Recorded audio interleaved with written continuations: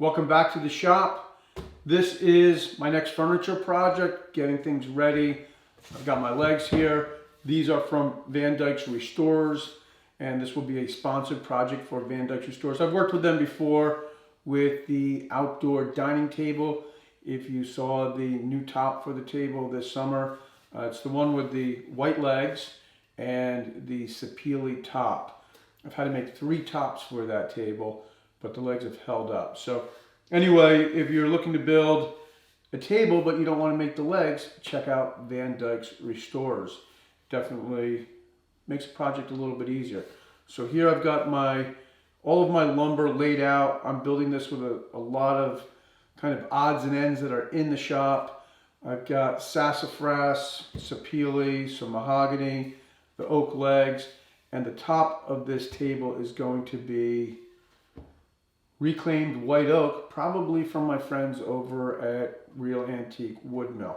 But that's not what we're here for today. We want to talk about this window because I anticipated a lot of comments on the window, questions and comments. And for the most part, everybody was really nice. I mean, it's pretty obvious once you build it to be like, yeah, that should be a double paned window. And I knew it kind of going into it, and I even designed it with the idea that it can easily be turned into a double pane window. So in this video, I just want to show you how I'm going to do that, and also talk about some of the other questions, or answer some of the questions that I had about the window, the wood, the paint, just some of those general questions. So let's go over to the window and take a look. This is one of the windows that I built. The other one's in the shed. It's not installed yet, but it is in the shed. And this is how I'm going to make it a double pane window. So you have your inside stop here. It's joined to the window with stainless steel screws. The reason for stainless steel is because any condensation will then not affect the screws. These happen to not be stainless steel, but they will be replaced with stainless steel. I'm also not going to use the pan head screws that I used in the prior video, but a little bit of a countersink so it looks a little bit nicer. I didn't like the way those pan head screws looked. So you see how easy it is to make this a double pane window. This is a piece of plexiglass. The next window will fit right on top of the inside stop. I've got 2 pieces of molding here that I made with the table saw, and they'll lock it in. Now I may use finish screws to attach this molding, or I may just tack them in with a nail gun. Now another thing that people probably have some opinions on is the glass that I used is regular hardware store glass. My friend Bob, you know who you are, he gave me some grief about using this glass. And so I think for the inside pane, I'll use plexiglass. So that adds a safety feature in case something hits the glass and breaks the outside glass. You don't have to worry about the inside glass will protect you from that. So I will use plexiglass for that. One of the questions is condensation going to form between the 2 panes? No, I don't think so. And that's just talking from experience. In our old house, when I had that old Vermont house, we had a picture window above the sink, and you'd be cooking pasta or doing things like that, doing the dishes, and you would get condensation on the inside of the window. And after we moved in, I said, okay, I'm going to make a storm window for that. I made a storm window for it, and the problem stopped, because you're creating a barrier between the outside cold and the inside heat.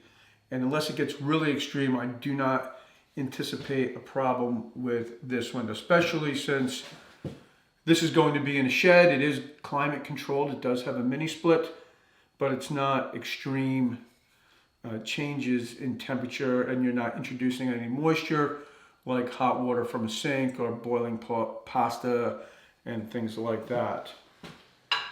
The wood that I used for this window is red grandis. And I used the red grandis because it's a decent wood for exterior use. And I also had it in the shop. I try not to use pine because I have an allergy to pine. And in fact, I did use pine for the casing part, and my face is kind of broken out from that. That's just an allergy that developed over the years. if you've seen my videos, you probably very rarely see me use pine wood because I have an allergy to it. A few people thought it would be cheaper just to buy a window, and I don't know if it would be cheaper. I've got about $130 in each window, maybe $120 before the second pane. The second pane, especially if I use plexiglass, is going to add some more cost to the window. But that wasn't the main reason. The main reason was I really couldn't get the window that I wanted. I couldn't get the size and I couldn't get the color. I could probably get a white, kind of cheap looking replacement window, but I didn't like the way it looked, and it was actually more expensive than this. But to get the bronze color for the outside of the shed, that's what I wanted. Basically how to make it myself. So that's what I did. I've got bronze on the outside, white on the inside, and the bronze color is Night Horizon, and this is a Benjamin Moore color, and I started to use this color this summer when I was painting my fascia board. I had bronze gutters put on the house, and I think that this Night Horizon, this Benjamin Moore Night Horizon, is the best match for the bronze gutters. So that's why I came up with this color. Or that's why I wanted to paint the window with this color.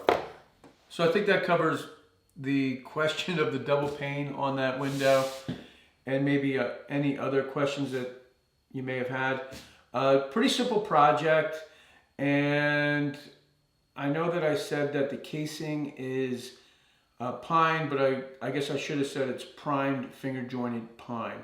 So that wraps around the jamb, and when I install the window, I'm going to go right through the casing, and then I'll go through the sides of the jamb, then I'll put that molding back, and I'm not going to install the second pane of glass until the window is installed. It's just going to be lighter and easier to do. So over here, I thought I'd talk about what I'm working on next, just because you may find this interesting. What I like to do when I'm building a piece of furniture is draw a full-size drawing, a one-to-one drawing. This in front of me is what the table will look like.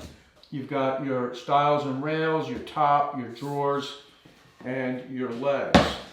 And what this makes it easy to be able to do is just come in here and make a cut list from your full-size drawing. So I can see that my drawer fronts are 21 by 3 1/4, and it also helps me with the overhang on the top.